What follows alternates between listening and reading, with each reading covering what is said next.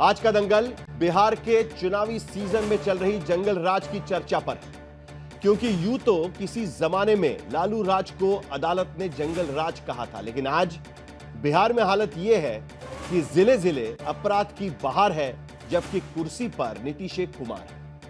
आप पटना से आई वो तस्वीरें देखकर भले ही हैरान हो रहे हैं कि राजधानी पटना में एक बड़े अस्पताल के अंदर 5-5 शूटर 5-5 पिस्टल लेकर बेधड़क, बिल्कुल बेखौफ घुस जाते हैं, एक मरीज की हत्या करते हैं और बेखौफ फरार भी हो जाते हैं। और डबल इंजन की सरकार वाले केंद्रीय मंत्री कहते हैं कि ये तो आपस में है, मर्डर का कोई क्राइम है क्या? ये क्राइम नहीं है। दूसरे केंद्रीय मंत्री बोलते हैं कि सुरक्षा तो अस्पताल की जिम्मेदारी है। उप मुख्यमंत्री कहते हैं कि हत्या तो अस्पताल में ही हुई है, और राज्य के एक और मंत्री कहते हैं कि ये तो अस्पताल वालों को ही देखना पड़ेगा कि हत्या कैसे होती है।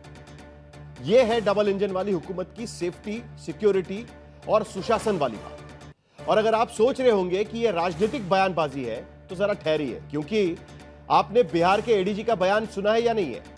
क्योंकि वो कहते हैं कि बरसात के सीजन में, फिर से सुनिए, बरसात के सीजन में बिहार के किसान कत्ल, लूट, दंगा, हिंसा, अपहरण, बलात्कार, यानी जितने तरह के जुर्म हैं वो करते हैं। वही किसान सिर्फ यही बातें करते हैं क्योंकि ये बारिश का मौसम होता है, और जब बारिश हो जाती है तो बिहार में जुर्म कम हो जाता है, क्योंकि किसान खेती करने चले जाते हैं। जिस बिहार में 2 दशक पहले कथित जंगल राज की कहानियां आज तक सुनाई जाती है, वहां अगर नेता से लेकर अफसर तक अपराध को अपराध मानने से ही मना कर रहे हैं, तो यह बिहार के 8 करोड़ वोटर्स के लिए गौर करने वाली बात है। क्योंकि बिहार से आने वाली ये तस्वीरें जंगल राज की ही याद दिलाती है, क्योंकि बिहार में हर महीने औसतन 229 हत्याएं हो रही हैं, और सरकार इन हत्याओं को अपराध मानने तक से इनकार कर रही है।